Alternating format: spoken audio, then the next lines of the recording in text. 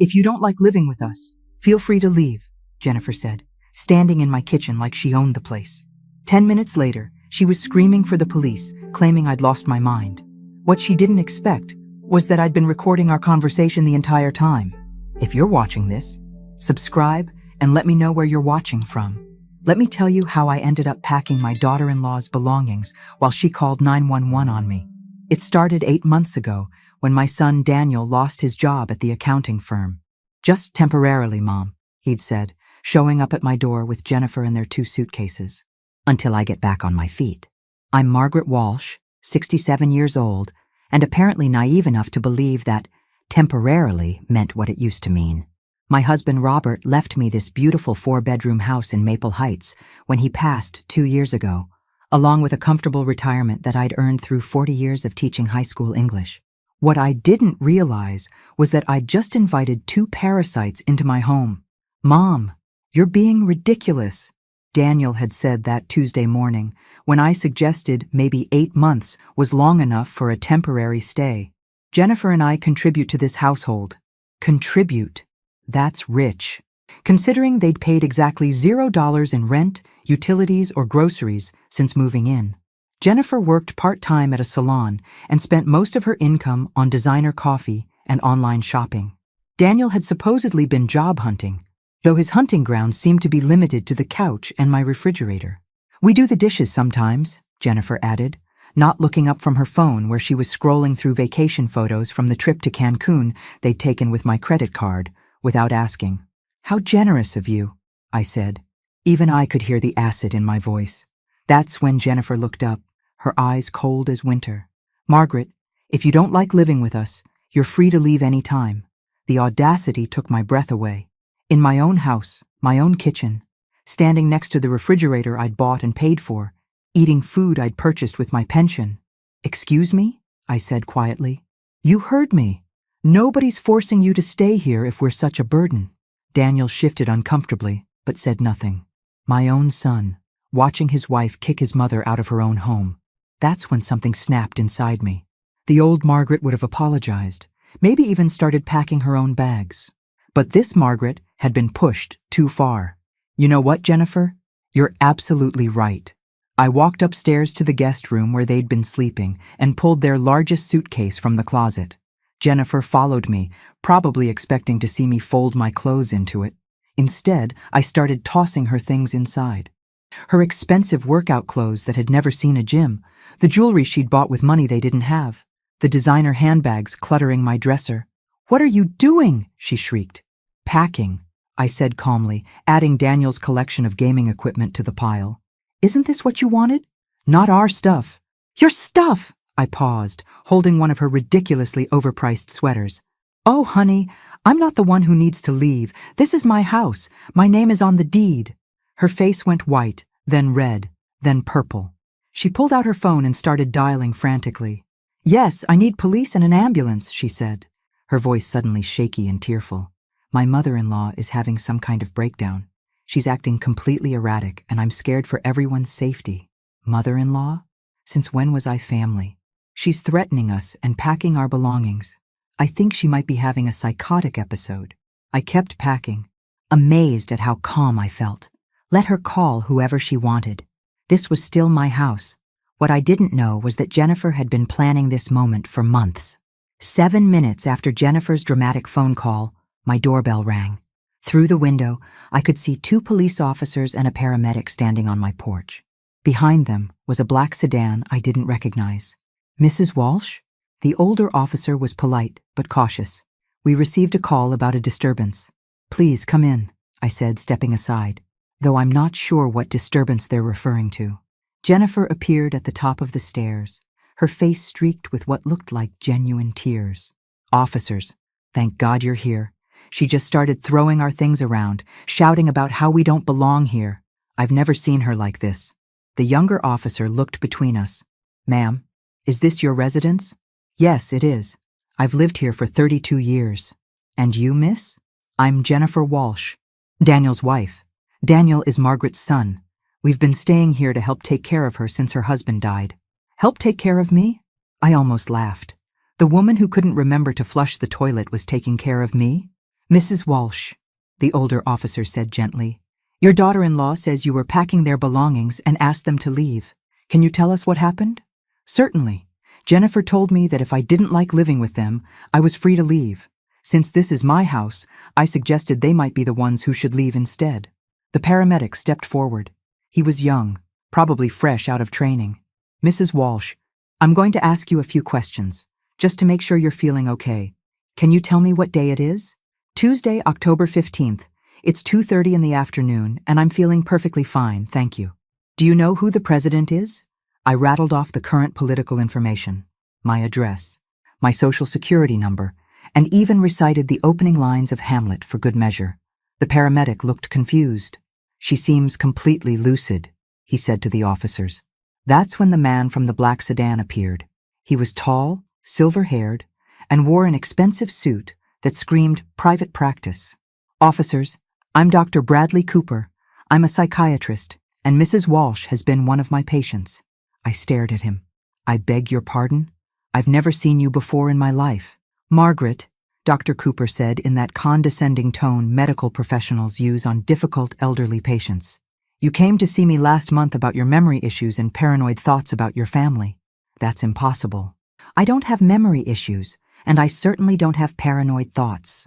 Jennifer descended the stairs slowly, her tears flowing freely now. Mom, you don't remember? You've been so confused lately. Last week you accused Daniel and me of stealing your credit cards. Because you did steal my credit cards. The words came out louder than I intended. And I saw the officers exchange glances. Dr. Cooper nodded sagely. This kind of angry denial is very common with dementia patients. They often accuse family members of theft or conspiracy. I do not have dementia. Mrs. Walsh, the older officer said carefully, would you mind if we took a look around? Just to make sure everything's okay? Of course. I led them through my pristine house. The living room where Jennifer's magazines were scattered across my coffee table, the kitchen where their dirty dishes sat in my sink, my home office where Daniel had been using my computer to play online poker. In the guest room, their belongings were indeed scattered across the floor where I'd been packing them. To someone who didn't know the context, it might have looked like the actions of someone having a breakdown. Dr. Cooper examined the scene with theatrical concern. Margaret, can you explain why you were packing these items? Because Jennifer told me if I didn't like living with them, I could leave. I was simply taking her advice and helping them pack. But these aren't your belongings to pack, he said gently. They're in my house. They've been here 8 months without paying rent. Jennifer sobbed louder. She's been getting more and more agitated about money. Yesterday, she accused us of not contributing, even though we pay for groceries all the time. I wanted to ask her to produce a single receipt, but something in Dr. Cooper's eyes warned me that anything I said would be used as evidence of my deteriorating mental state. The realization hit me like a physical blow. This wasn't a spontaneous breakdown response. This was planned. Mrs. Walsh, we'd like you to come with us to the hospital, Dr. Cooper said, his voice dripping with false compassion. Just for observation, a few tests to make sure you're okay. And if I refuse? Well, the older officer interjected, we can't force you, but Dr. Cooper here has some concerns about your mental state. I looked around my living room at the assembled cast of my apparent breakdown. Jennifer clutching tissues, Daniel hovering uselessly in the background, 2 cops who clearly wanted to be anywhere else, a paramedic checking his watch, and a psychiatrist I'd never met claiming to be my doctor. You know what? I'll go to the hospital, but I want to call my attorney first. Margaret, Jennifer said quickly, you don't need an attorney. We're family. We just want you to get better. Family. Right. The same family that had been living in my house rent-free while telling me I could leave if I didn't like it. I picked up my phone and dialed Margaret Chen, my lawyer who'd handled Robert's estate. She answered on the second ring. Margaret, it's Maggie Walsh. I need you to meet me at Maple Heights General. Apparently I'm having a psychiatric evaluation. What? Maggie, what's going on? I'll explain when you get there. I hung up before anyone could object. Dr. Cooper frowned. Mrs. Walsh, involving lawyers at this stage might complicate things unnecessarily. Doctor? Since I've never met you before, and you're not actually my physician, I think having legal representation is perfectly reasonable. The younger cop looked confused. Wait, if she's never met you, How are you, her doctor? Dr. Cooper's smooth facade cracked slightly. Mrs. Walsh is clearly confused about our previous sessions. When exactly did these sessions take place? I asked sweetly. Patient confidentiality prevents me from— Oh, you can discuss my supposed memory issues and paranoid thoughts in front of the police, but you can't tell me when I supposedly visited your office? Jennifer stepped forward quickly. Mom, you don't remember because of the confusion. That's why Dr. Cooper is here to help. Jennifer, in 30 years of marriage to your father-in-law, I never once had memory issues. I balanced our checkbook, managed my classroom of 30 teenagers, and could tell you every birthday and anniversary in the family. But somehow, in the 8 months since you moved in, I've developed sudden onset dementia? The older officer was starting to look skeptical. Dr. Cooper, do you have documentation of your previous treatment of Mrs. Walsh? The records are at my office, he said stiffly. Which office? I asked. What's your practice called? Where is it located? Another crack in the facade. I don't think this hostile interrogation is helpful for the patient's mental state. Hostile interrogation? I laughed. Officer, I'm asking a man who claims to be my doctor to provide basic information about his practice. If that's hostile, then I guess I really am losing my mind.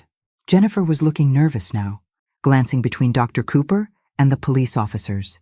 Can we just get her to the hospital? She clearly needs help. That's when Margaret Chen arrived. She swept through my front door like an avenging angel in a navy blue suit, her briefcase in one hand and her phone in the other. Which one of you is Dr. Cooper? She asked without preamble. The silver-haired man stepped forward. I am. And you are? Margaret Chen, Mrs. Walsh's attorney. I just called the state medical board. Funny thing about Dr. Bradley Cooper. He had his license suspended 6 months ago for participating in fraudulent psychiatric holds. The room went dead silent. That's impossible, Jennifer whispered. Oh, it's very possible. Dr. Cooper here has quite the reputation for helping families commit elderly relatives against their will, usually for a substantial fee. Dr. Cooper was already backing toward the door. There's been some misunderstanding. The only misunderstanding, Margaret Chen said coldly, is thinking you could run this scam in my client's house.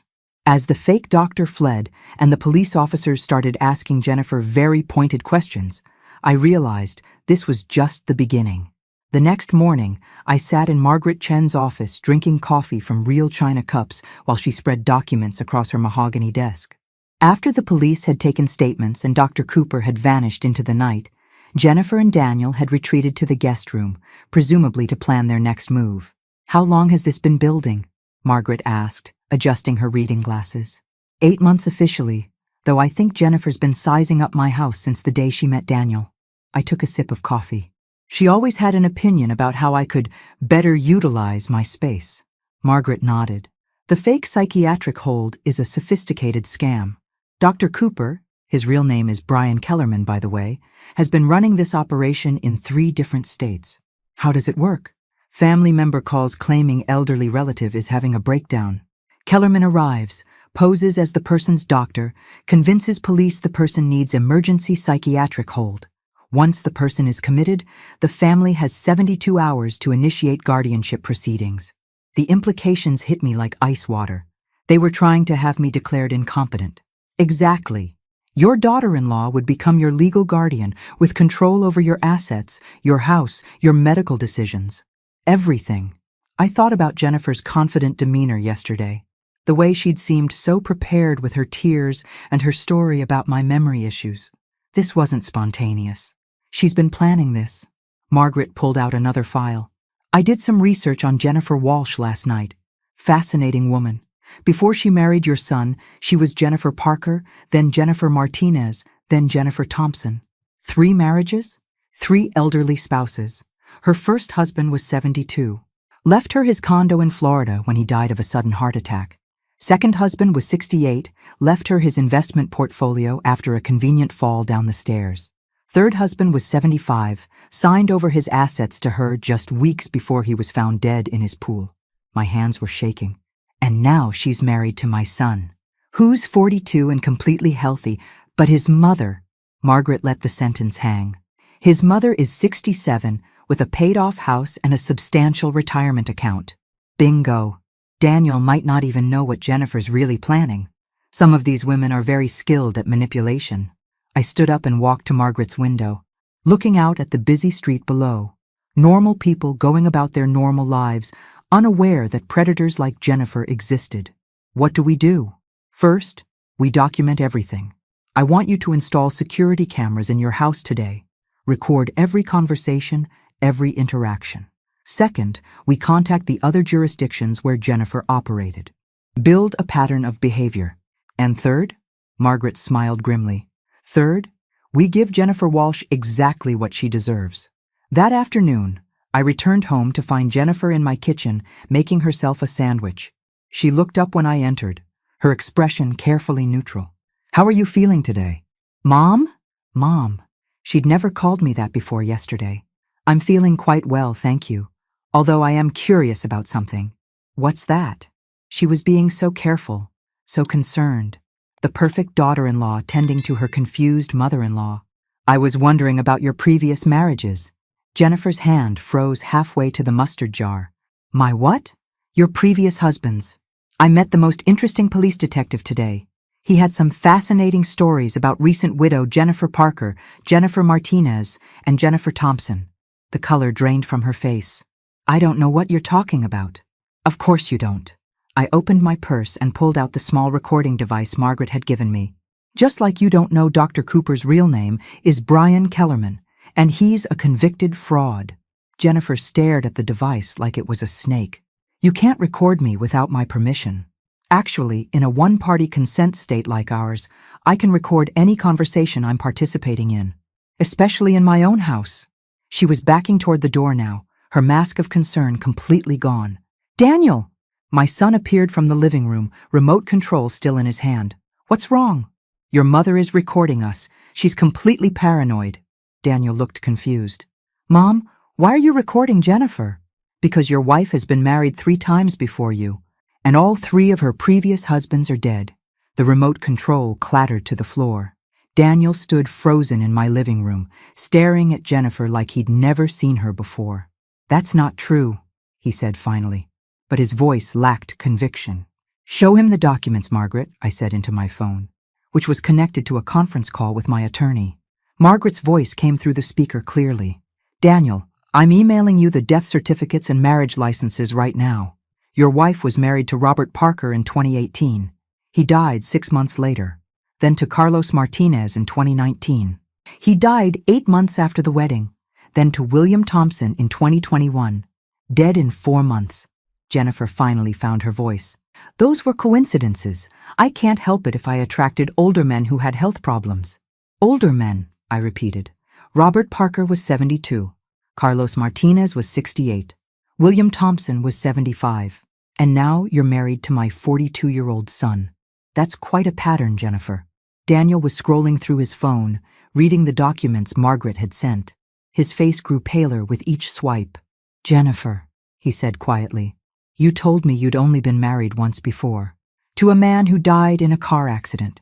I didn't want you to think I was unlucky in love, she said, trying to recapture her sweet, vulnerable tone. People judge widows, especially young widows. Young?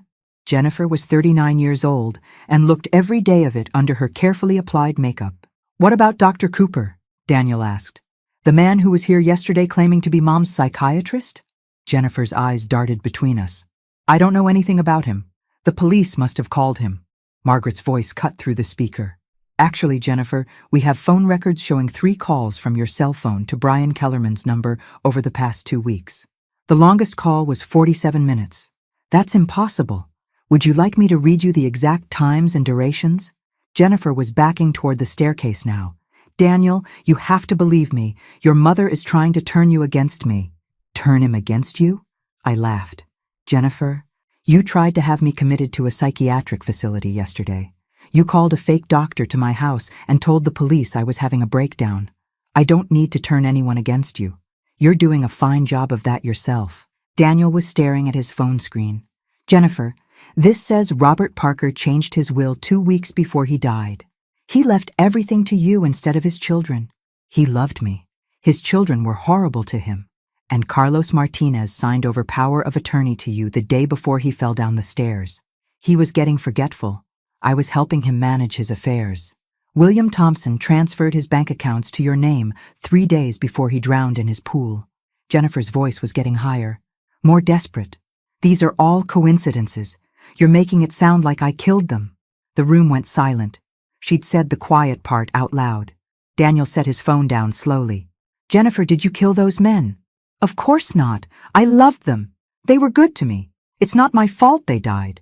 But it is convenient, I said quietly, that they all died right after giving you access to their assets.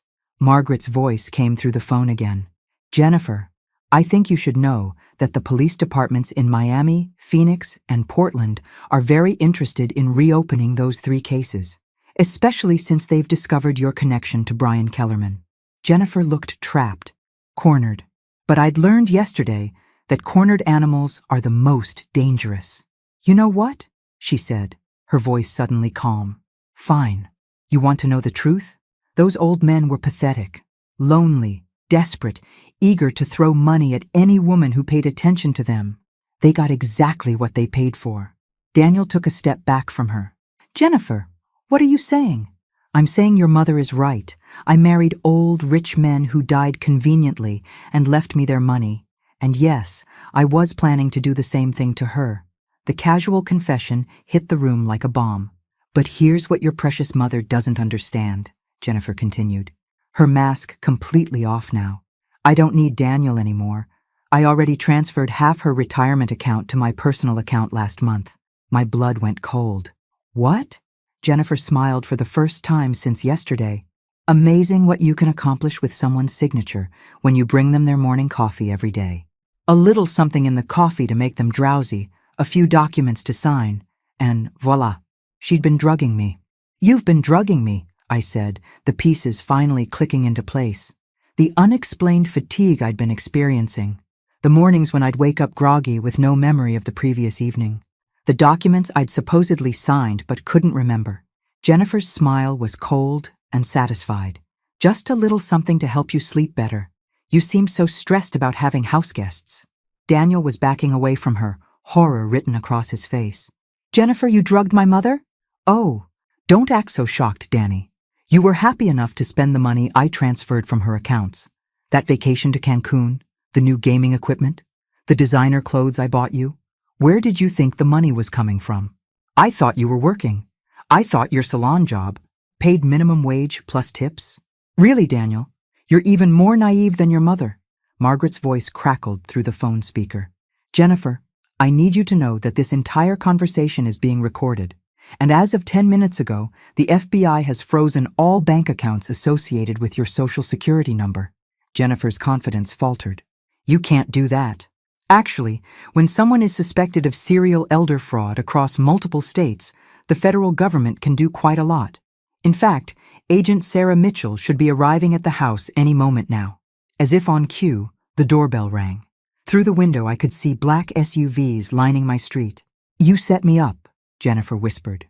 No, I said, standing up straighter than I had in months. I protected myself. There's a difference. The FBI agents were professional and efficient. Agent Mitchell, a woman about my age with steel gray hair and kind eyes, took Jennifer into custody while explaining her rights.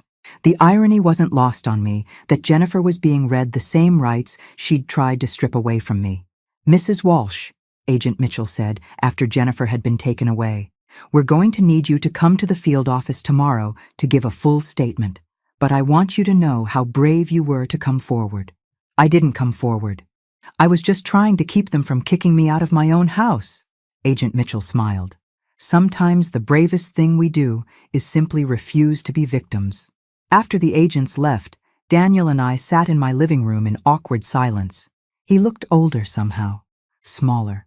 The man who'd watched his wife insult me in my own kitchen was gone, replaced by someone who was clearly questioning everything he thought he knew about his life. Mom, he said finally, I didn't know about any of it. I swear to you, I had no idea what Jennifer was doing. I studied his face, looking for the truth. But you knew she was disrespectful to me. You heard her tell me to leave my own house. And you said nothing. He nodded miserably. You're right. I was weak. I was so grateful that someone wanted to be with me after I lost my job. I didn't want to rock the boat. And now? Now I realize I chose a woman who was planning to murder my mother over the son who let her get away with it. He looked up at me with tears in his eyes. Can you ever forgive me? I reached over and took his hand. Daniel, you're my son. I love you, but you need to understand that respect isn't optional. Not in my house, not in my life. I understand. And Mom, I'm going to find my own place. You deserve to have your house back. I squeezed his hand. One thing at a time. First, we're going to figure out how much money Jennifer stole and get it back. Then we're going to make sure she never has the opportunity to hurt another family. What I didn't tell him was that I'd already decided what I was going to do with the money once we recovered it. Jennifer Walsh thought she could prey on vulnerable seniors with impunity. She was about to learn how wrong she was. 3 weeks after Jennifer's arrest, I was sitting in Agent Mitchell's office, staring at a number that made my head spin. She stole $347,000 from you over 8 months, Agent Mitchell said, sliding the bank statements across her desk. But here's what's interesting. She only spent about $60,000 of it. Where's the rest? That's what we're trying to figure out. Jennifer was part of a larger operation. We think your case was just one piece of a much bigger puzzle. I leaned back in the uncomfortable government-issued chair. How much bigger? Agent Mitchell pulled out a thick file. We've identified at least 15 other victims across 6 states, all elderly, all targeted the same way. Fake psychiatric holds, fraudulent power of attorney documents, forged signatures. 15 people like me? 15 people who weren't as smart as you, she corrected. Most of them are now in nursing homes, declared incompetent by courts, their assets controlled by loving family members who are actually part of this network. The scope of it was staggering. Jennifer was working with other people? Jennifer, Brian Kellerman, at least 3 other fake doctors, several corrupt lawyers, and what appears to be a placement coordinator who identifies targets. Placement coordinator? Agent Mitchell opened another file. Someone who works in healthcare or senior services, identifies wealthy elderly people who are isolated or vulnerable, and passes their information to the team. I thought about how easily Jennifer had waltzed into my life through Daniel. How did they find me? We're still investigating that. But Mrs. Walsh, we need your help.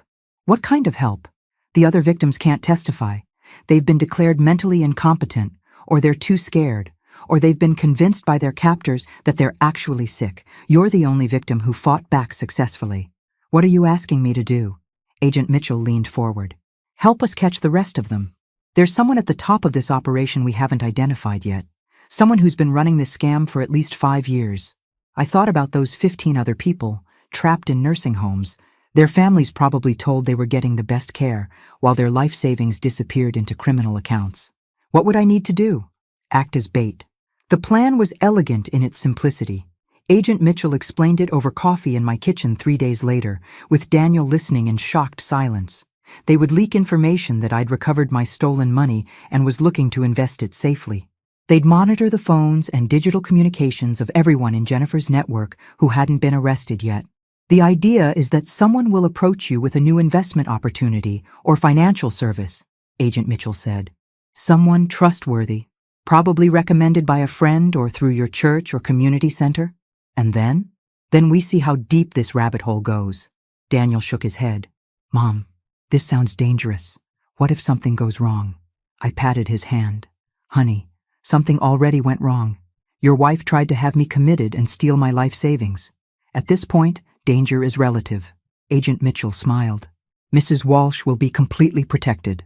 We'll have agents nearby at all times, and she'll be wearing recording equipment. Plus, we think the approach will be subtle at first. These people are patient. They were right about that. It took exactly 6 days. I was at the grocery store Thursday morning when a woman approached me in the cereal aisle. She was about my age, well-dressed, with the kind of professional appearance that screamed trustworthy. Excuse me, she said with a warm smile. Aren't you Margaret Walsh? I'm Helen Curtis. I think our daughters went to high school together. I didn't recognize her, but I smiled politely. Nice to meet you, Helen. I hate to bother you, but I couldn't help overhearing you talking to the pharmacist about managing your retirement funds. I just went through something similar after my husband passed. My radar immediately went up. I hadn't been talking to the pharmacist about my finances. Oh? Yes, and I found the most wonderful financial advisor. He specializes in helping widows protect their assets from family members who might take advantage. There it was, the hook, delivered with perfect timing and false sympathy. That's very kind of you to mention, I said carefully. Helen handed me a business card. His name is Robert Davidson. He's helped so many of us ladies in similar situations. Very discreet, very professional. After she walked away, I immediately texted Agent Mitchell the details. Her response came back quickly. Perfect. We know Robert Davidson. He's been on our radar for months. 2 days later, Robert Davidson called. Robert Davidson had the smoothest voice I'd heard since my high school drama teacher. Warm, reassuring, with just a hint of concern that made you want to trust him immediately. Mrs. Walsh, Helen Curtis suggested I reach out to you. She mentioned you might be interested in exploring some secure investment options. I might be, I said, settling into my kitchen chair while Agent Mitchell monitored from the van parked across the street. Though I have to admit, I'm a bit wary these days. I recently had some trouble with someone trying to take advantage of my finances. Oh my, Robert's voice oozed sympathy. Unfortunately, that's far too common. Elder financial abuse is epidemic, particularly from family members who feel entitled to their parents' assets. He was good, really good. Would you be interested in meeting for coffee? I have an office in downtown Maple Heights, very comfortable, very private. I specialize in helping seniors protect their wealth from predatory family members. We arranged to meet the following Tuesday at his office. Agent Mitchell briefed me thoroughly beforehand. Robert Davidson is sophisticated, she warned. He's been doing this for at least 3 years. His approach is usually a legitimate-seeming investment that requires signing over temporary power of attorney for processing purposes. And then? Then you disappear into the system. Fake medical emergency, fake psychiatric evaluation, fake diagnosis of incompetence. By the time your real family figures out what happened, your assets are gone and you're in a locked facility somewhere. How many people has he done this to? We think at least 20. But Mrs. Walsh, this meeting is our chance to get him on tape discussing the scam. Robert Davidson's office was everything you'd expect from a legitimate financial advisor. Expensive furniture, diplomas on the walls, family photos on his desk. If I hadn't known what I was looking for, I would have trusted him completely. Mrs. Walsh, thank you so much for coming in. Helen Curtis spoke very highly of you. He was younger than I'd expected, maybe 55, with silver hair and grandfatherly eyes behind wire-rimmed glasses. The kind of man you'd trust to walk your dog or help you change a tire. Helen seems lovely, I said, taking the seat across from his desk. She's one of my success stories, actually. When we first met, her stepchildren were trying to have her declared incompetent so they could access her late husband's estate. Now her assets are completely protected. How did you manage that? Robert leaned forward conspiratorially. Between you and me, Margaret. May I call you Margaret? There are legal strategies available to seniors that most people don't know about. Ways to protect your assets that go beyond simple trusts or wills. Such as? Well, there's a process where we can temporarily transfer your assets into a protective holding account while we establish what's called a senior asset shield. It's completely legal, but it has to be done correctly. Temporarily transfer my assets? Just while the paperwork is processed. Usually takes about 2 weeks. During that time, your money is completely safe from any family members who might try to claim you're incompetent or unable to manage your affairs. I pretended to consider this. That sounds complicated. Not at all. I handle everything. You just sign a few documents giving me temporary authority to move your funds, and I take care of the rest. Helen went through the exact same process. And where exactly are my assets transferred to during this process? Robert's smile never wavered. A secure holding account managed by my firm.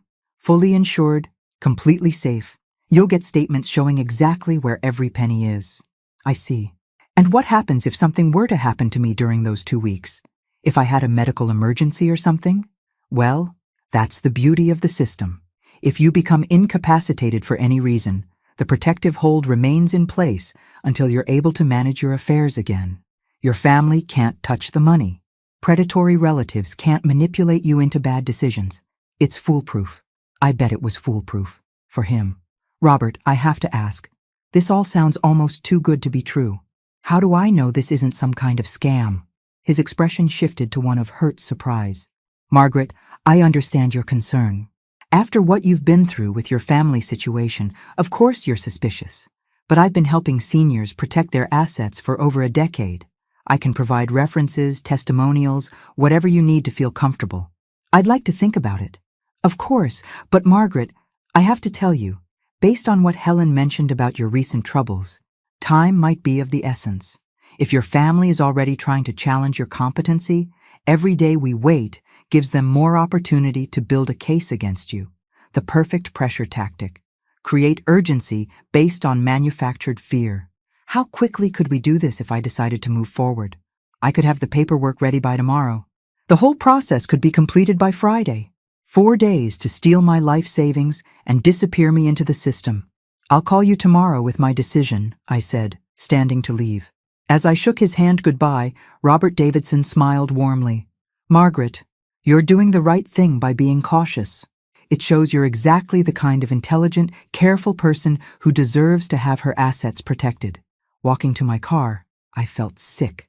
This man was so convincing, so professional, so perfectly calibrated to exploit the fears of elderly people who'd already been victimized. But I also felt something else. Fury. Agent Mitchell was waiting in my kitchen when I got home from the meeting, along with 2 other agents I hadn't met before. The recording equipment had captured every word of my conversation with Robert Davidson. Outstanding work, Mrs. Walsh, Agent Mitchell said, pulling up the audio files on her laptop. He laid out the entire scam in detail. How many people do you think he's done this to? I asked, pouring coffee for everyone. Based on what we've learned from Jennifer's records, we think Robert Davidson is the placement coordinator for this entire operation. He identifies the targets, gains their trust, gets them to sign over power of attorney, then hands them off to the medical team. One of the new agents, a young man who looked like he should still be in college, leaned forward.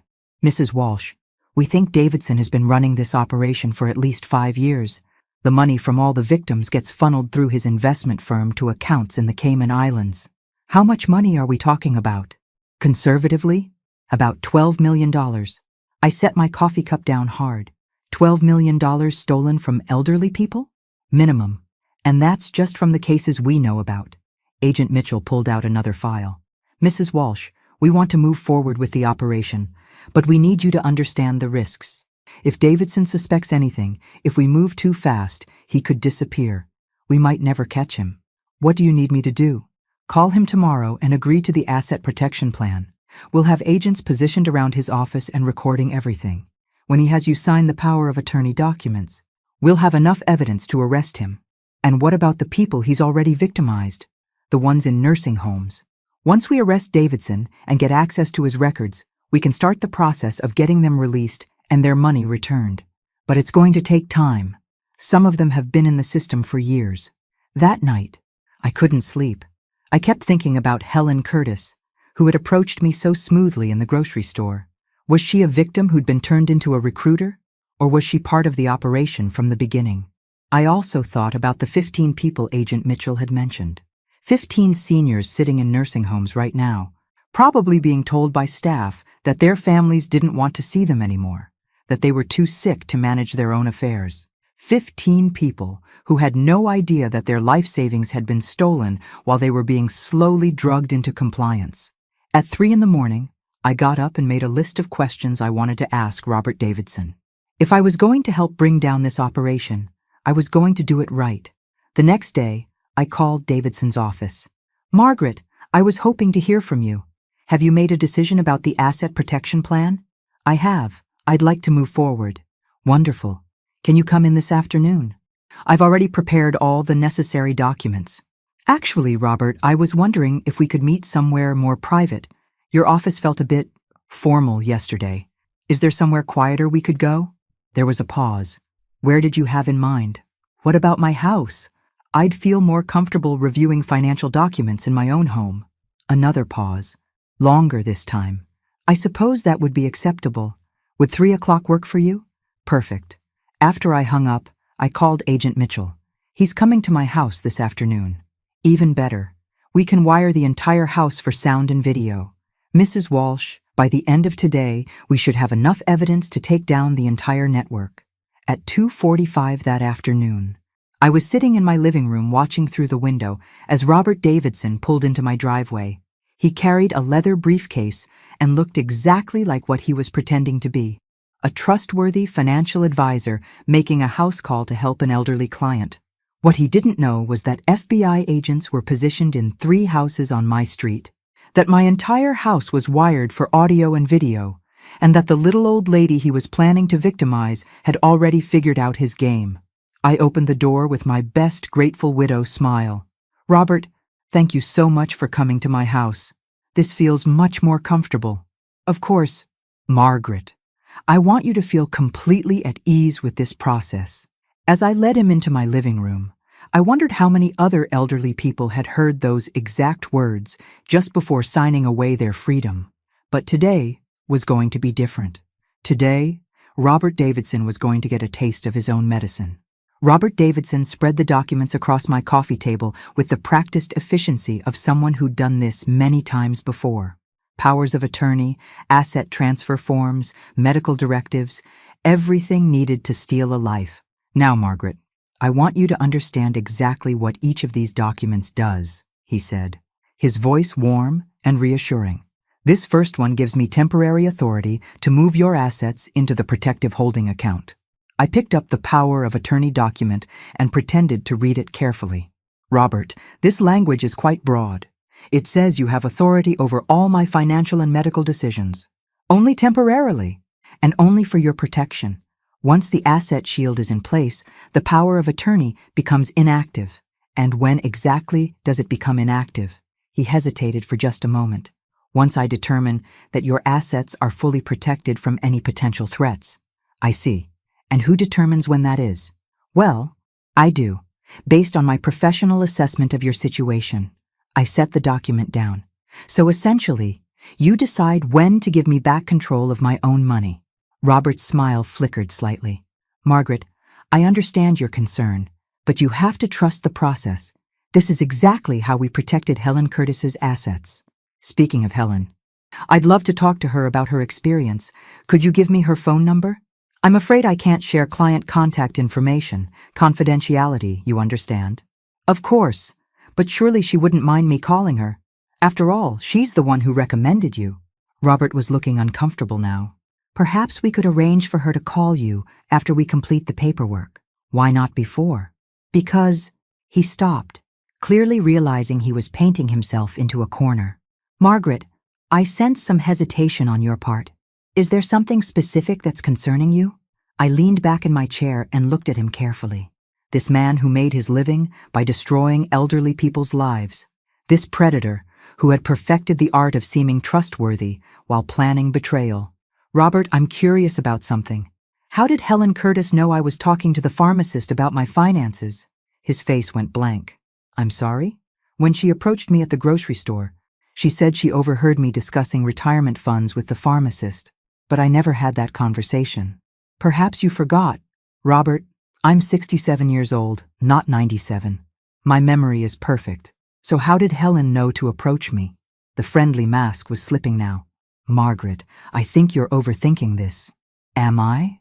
"Because I'm also curious about something else. You said you've been helping seniors for over a decade, but your business license was only filed 3 years ago." Robert started gathering up the documents. "I think perhaps this isn't the right time for you to make these kinds of financial decisions. Actually, I think this is the perfect time." I stood up and walked to my window.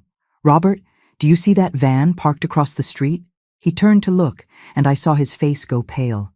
"That's FBI agent Sarah Mitchell. She's been listening to our entire conversation." Robert was on his feet now, stuffing papers into his briefcase. "This is entrapment." "No, Robert. Entrapment is what you do to elderly people. This is justice." He was moving toward the door when it opened, and Agent Mitchell walked in, followed by 2 other agents. "Robert Davidson, you're under arrest for elder fraud, identity theft, and conspiracy to commit kidnapping." As they read him his rights and led him away in handcuffs, Robert looked back at me with pure hatred in his eyes. "You have no idea what you've done," he said. This is bigger than you think. Agent Mitchell closed the door behind them and turned to me with a smile. Mrs. Walsh, we couldn't have done this without you. What happens now? Now we use the information from Davidson's records to locate all the victims and start getting them released. And we follow the money trail to see how high this goes. 2 hours later, Agent Mitchell called me with news that made my blood run cold. Mrs. Walsh, we've been going through Davidson's files. This operation isn't just regional, it's national. And the person at the top, she paused. You're not going to believe this. Who is it? Davidson's been reporting to someone called the Coordinator. Based on the communication patterns and financial flows, we think the Coordinator has been running similar operations in at least 15 states. How much money? We're estimating over $50 million stolen from elderly victims over the past 8 years. I sat down heavily in my kitchen chair. $50 million? Mrs. Walsh, you didn't just help us catch a small-time scammer. You helped us uncover what might be the largest elder fraud operation in U.S. history. But the biggest shock was still coming. Agent Mitchell arrived at my house the next morning with news that changed everything I thought I knew about the case. Mrs. Walsh, we've identified the Coordinator, she said, setting a file on my kitchen table. And you're going to want to sit down for this. I poured coffee and settled into my chair. Who is it? She opened the file and pulled out a photograph, a professional headshot of a woman in her 50s with perfectly styled silver hair and kind eyes. I stared at the picture, confusion flooding through me. I don't understand. Who is this? Dr. Patricia Kellerman. She's been running the entire operation from a senior care consulting firm in Chicago. Kellerman? As in Brian Kellerman, the fake psychiatrist? Her brother. But here's the part that's going to shock you. Patricia Kellerman is a real doctor. She's a licensed geriatrician who's been using her position in the medical community to identify and target victims. I studied the photograph more carefully. Something about the woman's face seemed familiar, but I couldn't place where I might have seen her. She uses her medical practice to identify elderly patients who are wealthy and isolated, Agent Mitchell continued. Then she refers them to what she calls specialized elder care coordinators, people like Robert Davidson. And her patients trust her because she's a real doctor. Exactly. Over the past 8 years, she's built a network of fake financial advisors, corrupt lawyers, and fraudulent medical professionals across 15 states. They've stolen over $50 million and placed more than 200 elderly people in secured facilities against their will. The scope of it was staggering. 200 people? We started making arrests across the country yesterday. We've recovered 37 victims so far, and we're working to locate the rest. Agent Mitchell pulled out another document. Mrs. Walsh, there's something else. We found your name in Dr. Kellerman's files. My blood went cold. What do you mean? You were targeted 18 months ago, long before Jennifer came into your life. She handed me a folder with my name on it. Inside were copies of my medical records, financial statements, property records, even photographs of my house. How did she get all this? We're still investigating, but we think someone in your medical provider's office was feeding information to Dr. Kellerman's network. I thought back to my annual physical 18 months ago, the routine blood work and screening tests. Had someone in my doctor's office been passing my information to these criminals? Mrs. Walsh, Jennifer didn't find your family by accident. She was directed to your son Daniel specifically because Dr. Kellerman's research showed you were the perfect target. What do you mean, perfect target? Agent Mitchell flipped through the file. Wealthy widow, adult children who live far away, no close family nearby, good health but getting older. You checked every box on their victim profile. The realization hit me like a physical blow. Daniel didn't meet Jennifer at a coffee shop. She sought him out. We think so. Jennifer's previous marriages all followed the same pattern. She would research wealthy elderly people, then target their adult children or grandchildren to gain access to the family. I thought about Daniel's whirlwind romance with Jennifer, how quickly they'd moved in together, how eager she'd been to meet me. I'd attributed it to young love, but it had been calculated predation from the beginning. There's more, Agent Mitchell said gently. Dr. Kellerman has been arrested in Chicago. When we searched her office, we found detailed plans for your case. You were going to be placed in a secured facility in Florida, where you would have been kept sedated and isolated while they drained your accounts. For how long? Until you died. Or until the money ran out. The casual brutality of it took my breath away. And my son? What would they have told Daniel? That you were getting the best possible care for your dementia, and that visits weren't recommended because they agitated you. I stood up and walked to my window, looking out at the street where I'd lived for 32 years. The neighborhood where I'd raised Daniel, where I'd buried my husband, where I'd planned to grow old peacefully. Mrs. Walsh, I want you to know that your actions didn't just save yourself. Because of what you did, we've been able to rescue dozens of other victims and shut down the largest elder fraud operation we've ever encountered. I turned back to Agent Mitchell. What happens to the money they stole? We're working to return as much as possible to the victims. In your case, we've recovered all of your funds plus interest. And the people who were placed in facilities? We're working with state authorities to get them released and reunited with their real families. It's going to take time, but we'll get them home. That afternoon, I sat in my garden with a cup of tea, thinking about everything that had happened. 6 months ago, I'd been a lonely widow, letting her son and his wife take advantage of her kindness. Today, I was a woman who had brought down a criminal empire. My phone rang. It was Daniel. Mom, I just saw the news. Dr. Kellerman's arrest is all over the television. I know. They're saying you helped the FBI catch the whole network. I did what needed to be done. There was a long pause. Mom, I'm so proud of you, and I'm so sorry for everything Jennifer put you through. For everything I let her put you through. Daniel, you were a victim too. Jennifer manipulated you just like she tried to manipulate me. But you fought back. You refused to be a victim. I smiled, watching a cardinal land on my bird feeder. Sometimes the most dangerous thing you can do to a predator is refuse to be prey. 6 months later, I received a letter from the Department of Justice thanking me for my service in taking down the Kellerman network. The operation had rescued 187 elderly victims and recovered $42 million in stolen assets. But the real reward came 3 weeks after that, when a woman named Dorothy Miller called to thank me. She'd been one of Dr. Kellerman's victims, trapped in a facility in Nevada for 14 months while her assets were drained. Mrs. Walsh, she said, her voice strong and clear, because of what you did, I'm back in my own home with my own family. You gave me my life back. That evening, sitting in my living room where Jennifer had once tried to convince police I was having a breakdown, I realized something important. I wasn't the same woman who had let her daughter-in-law walk all over her. I wasn't the grieving widow who had been too polite to stand up for herself. I was Margaret Walsh, 67 years old, and I was nobody's victim. Thanks for listening. Don't forget to subscribe and feel free to share your story in the comments. Your voice matters.